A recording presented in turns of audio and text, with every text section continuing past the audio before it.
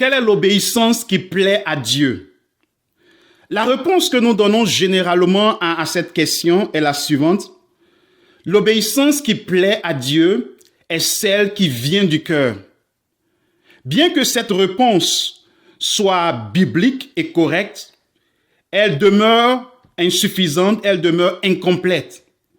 L'obéissance qui plaît à Dieu, cette vient du cœur, mais le cœur avec quelle disposition?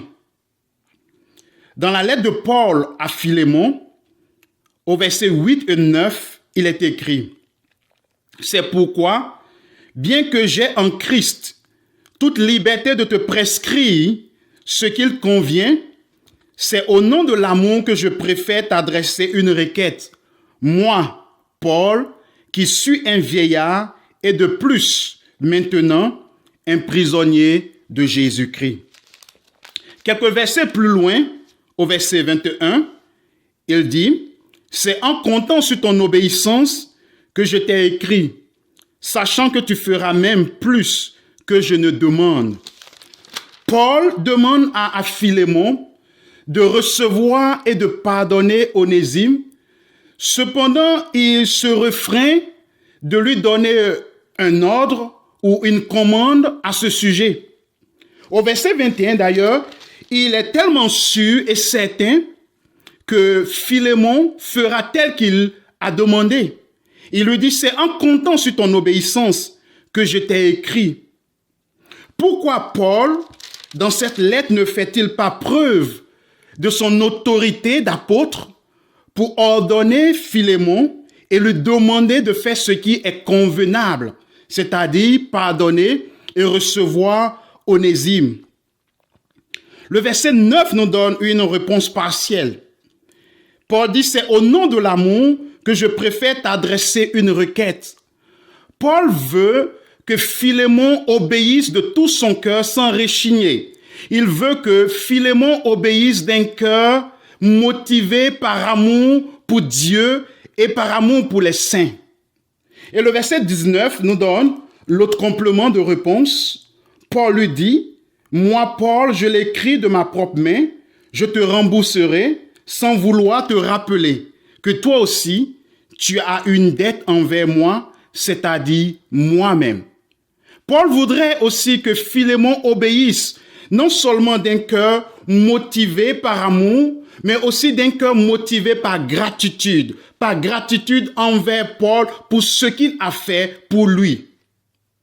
Et je pense que cette lettre nous donne un aperçu de l'obéissance qui plaît à Dieu.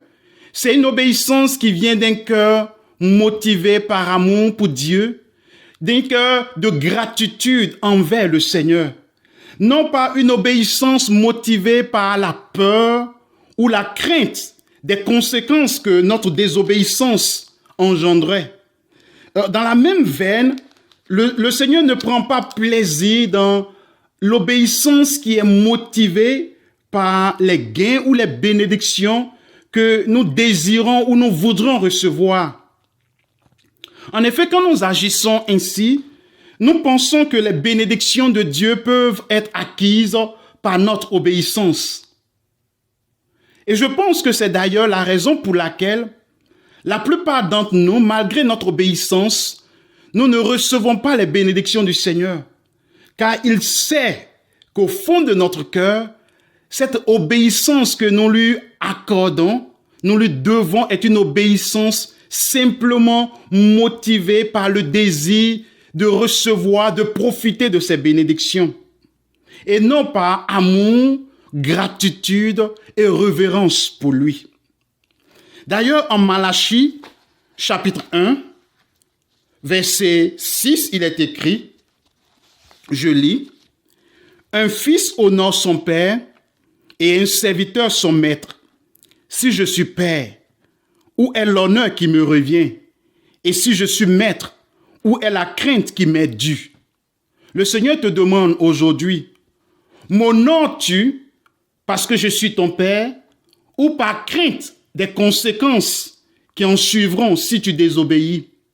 M'obéis-tu par amour, par gratitude, par révérence pour moi, ou tout simplement en vue d'être dans mes bonnes grâces. L'obéissance qui plaît à Dieu. Pour citer un de mes héros, Luther, le père de la réforme protestante, c'est une obéissance qui est la réponse d'un cœur reconnaissant envers le Seigneur qui a fait des choses incommensurables pour nous. Voilà l'obéissance qui plaît au Seigneur. Cette obéissance qui certes vient du cœur, mais qui vient d'un cœur motivé par amour pour Dieu, qui vient d'un cœur rempli de gratitude envers le Seigneur, qui vient d'un cœur motivé par révérence pour la personne même de Dieu.